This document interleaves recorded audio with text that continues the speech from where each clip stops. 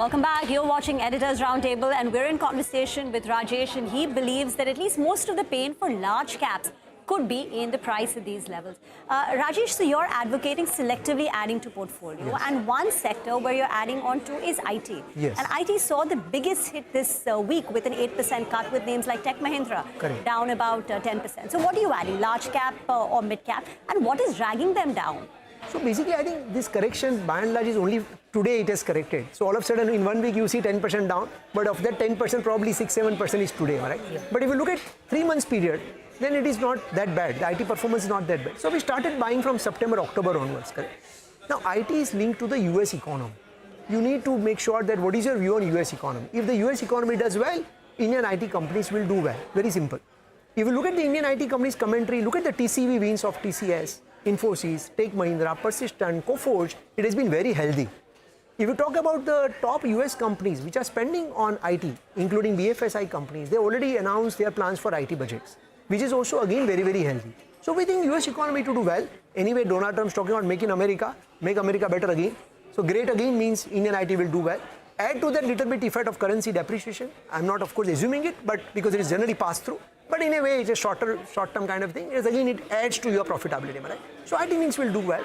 Within that, both large and mid, one needs to be selective. So we are holding, for example, Coforge in mid-cap from quite some time.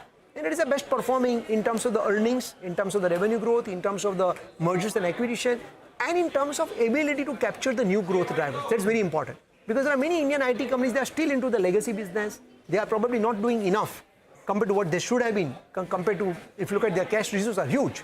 Right? So why India doesn't have its own Alibaba, I still wonder. But yes, we don't have it Alibaba, so that's okay. And we don't get paid for the Alibaba valuation and Facebook valuation. So that's it. But I think Indian IT companies will do well. And their growth will be better than the nifty earnings growth. Okay, thank you very much. This has been such a great conversation, listening to the way you think about individual stocks and the market. But as we wrap on this edition of Editors Roundtable, we leave you with market commentary that we received from Pankaj Tibrewal. The central bank for the last 18-24 months was on a cautious side to make sure that there isn't overheating. And now the central bank is acknowledging that there is a slowdown, and probably the actions which are following have been very, very good. They did the rate cut for the first time in the last 5 years. You saw the liquidity measures being taken by RBI on a continuous basis. And third, the risk weightage and the relaxations on the risk side, which they have been doing.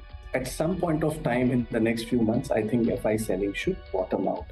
I think if earnings growth starts to come back, which could be in double digits, I think FIs will come back.